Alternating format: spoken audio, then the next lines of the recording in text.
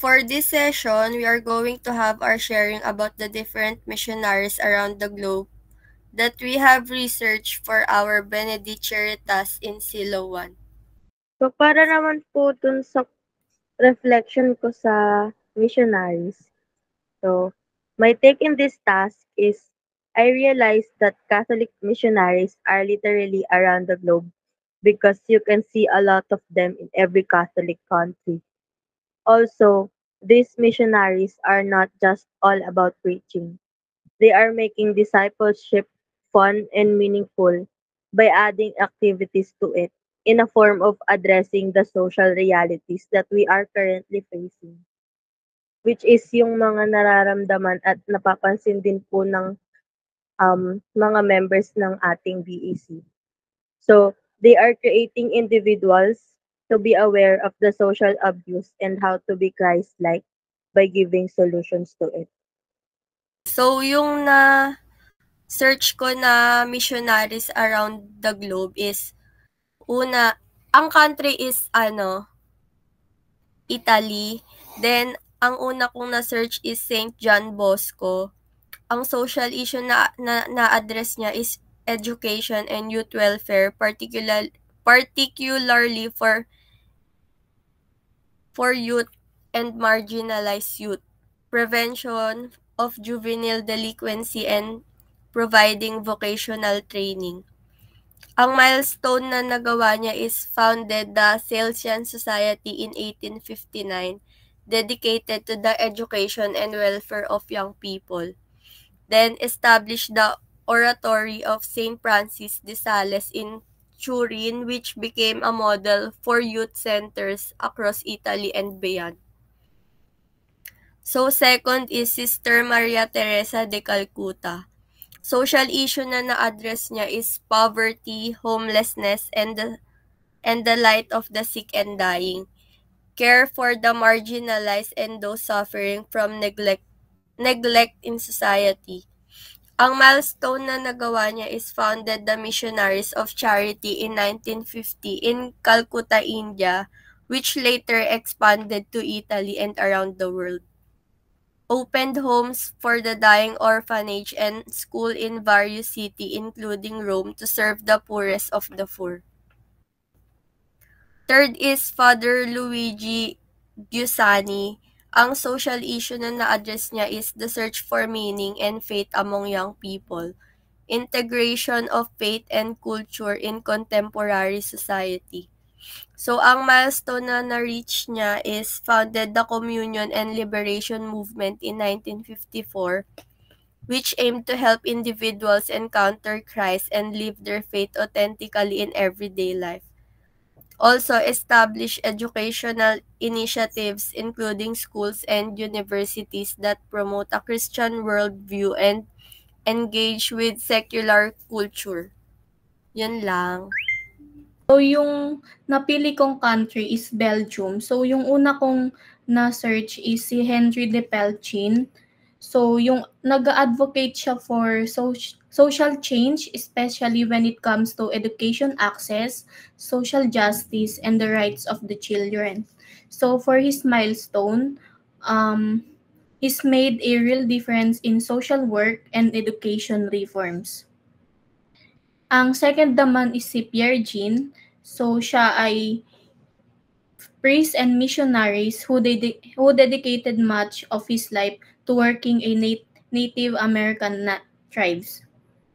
So, he advocate for human rights and share the religious education with them. So, si Pierre Jean is meron siyang strong connection with various tribes including Lakota. Yun. And then yung last is si Petrus Bertenten. So he advocate for better living condition, fair wages, and support for the working class. So he championed workers' rights, calling for their fair treatment and safe working condition. Hello po. So, yung akin naman is yung first, yung si Brother Andrew from Netherlands. Isa siya sa notable missionary and kilala siya bilang Brother Andrew pero ang real name niya is Anne Vanderbilt. So si Brother Andrew, Dutch Christian missionary siya and author. He's also best known for his work smuggling Bibles into communist countries during the Cold War era. So yung social issues na ina-address niya is about religious freedom and persecution of Christians. Yung sa religious freedom, nakafocus siya sa pag-a-address ng lack ng freedom sa communist countries, particularly yung shortage ng Bible and Christian literature. Then yung regarding naman sa persecution of Christians, nag-work siya to support and encourage yung persecuted Christians sa countries where pinapractice nila yung faith nila and considered as dangerous or illegal. Then yung key milestones naman ni Brother Andrew is pinublish niya yung autobiography niyang God Smuggler, which became an international bestseller and raised awareness about sa Christian persecution. Tapos, he also established the organization Open Doors, kung saan sila yung nagsusupport sa mga persecuted Christians worldwide. Then yung next missionary is si Maria Bernarda Butler from Switzerland. So si Maria Bernarda Butler naman is recognized siya for her notable contribution sa Catholic Church dahil sa missionaries niya sa Ecuador and Colombia. So yung social issues na ina-address niya is spiritual poverty and education, healthcare, tsaka woman empowerment. And then, siya naman sa key milestones niya, siya yung nag-establish ng Franciscan Missionary Sisters of Mary, Help of Christians. Then next na missionary, si Maria Jacobsen from Denmark. So siya naman, ang significance niya is that siya yung nag-dedicate ng life niya sa pag-address ng social issues sa Denmark. Then as a Danish missionary, ang social issues na in-address niya is orphan care, healthcare, and education. Also, humanitarian aid din. Then, yung key milestones naman niya is nung World War I, inadopt and nag-open siya ng parang charity para sa 3,600 orphan to protect them from Turkish authorities.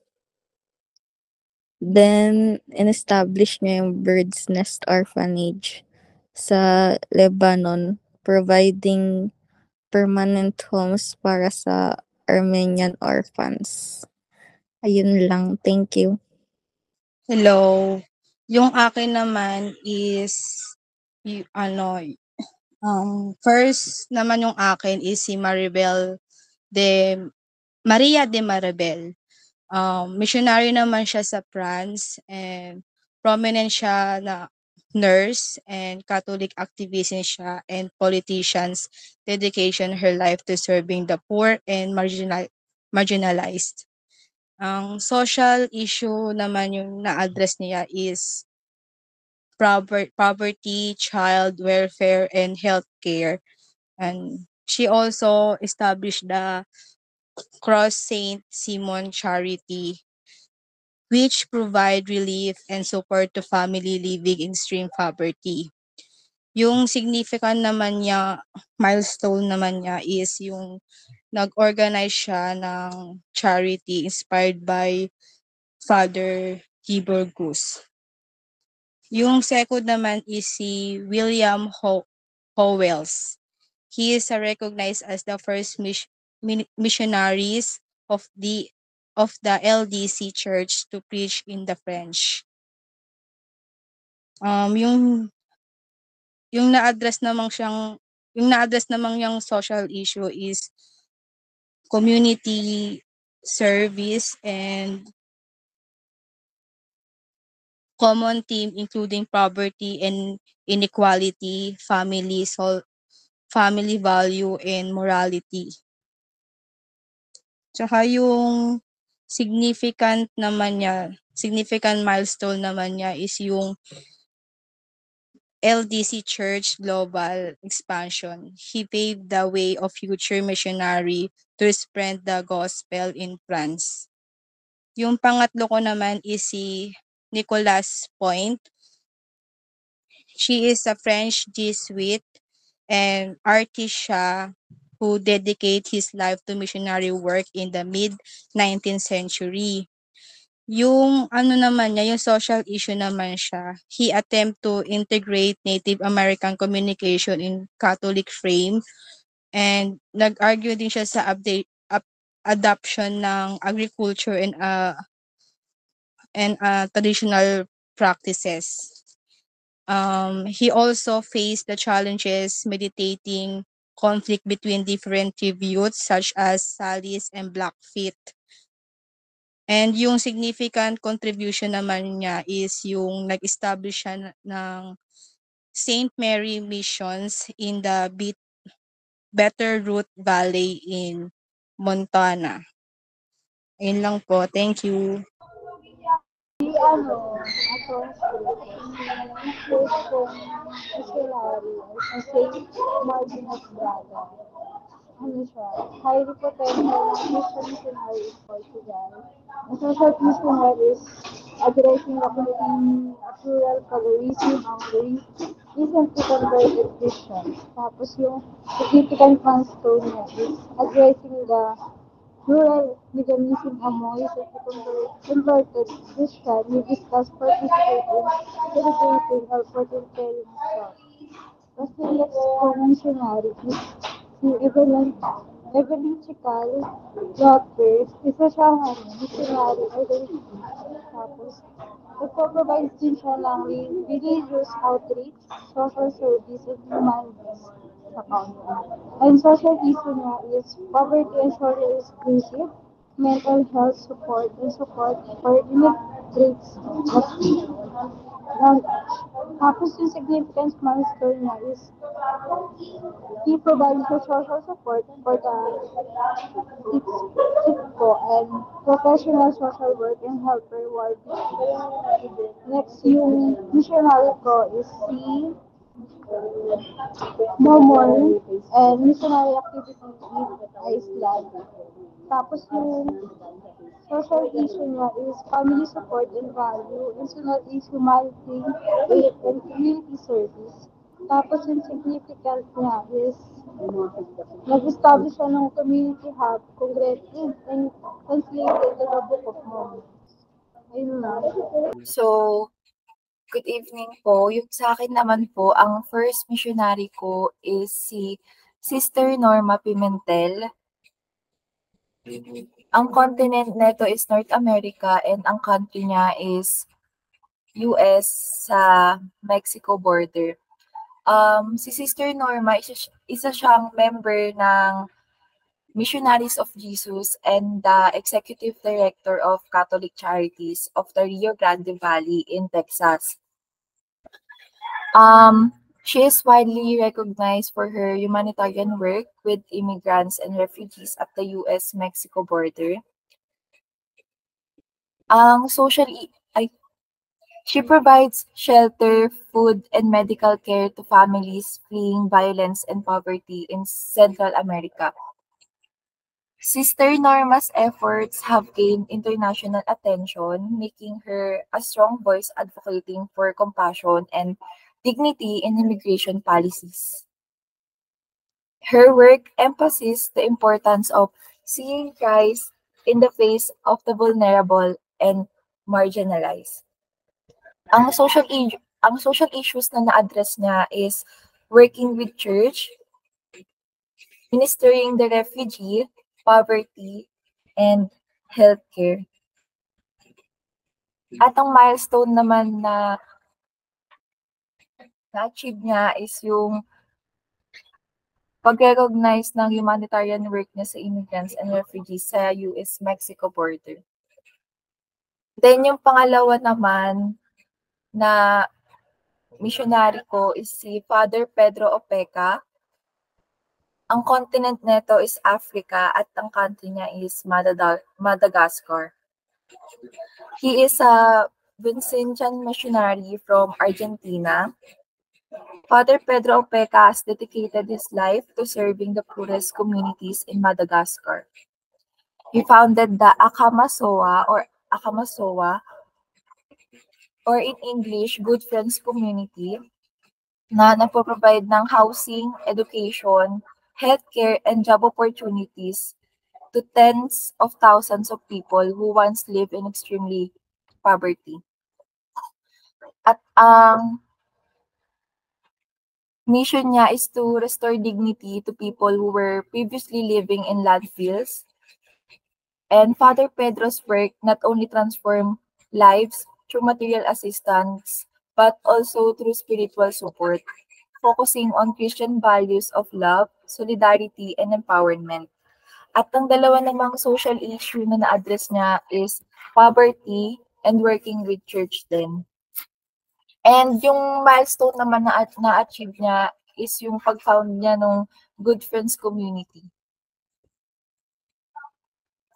Then yung pangatlo ko namang missionary is si Saint Francis Xavier, 1506 to 1552. Si Saint Francis ay missionary siya sa Southeast Asia, mainly in India and Japan. At ang social issue na na-address niya is religious education and spirituality, education and literacy, and lastly, yung cultural integration. Then, ang milestone naman na na-achieve niya is yung first missionary niya sa Japan noong 1549 kasi Francis Xavier became the first Jesuit missionary to reach Japan. Through Christianity's struggle to take deep root, he laid the groundwork for future missions by learning the language and teaching Christianity in a culturally sensitive way. So, ayun lang naman yung sa akin. Thank you.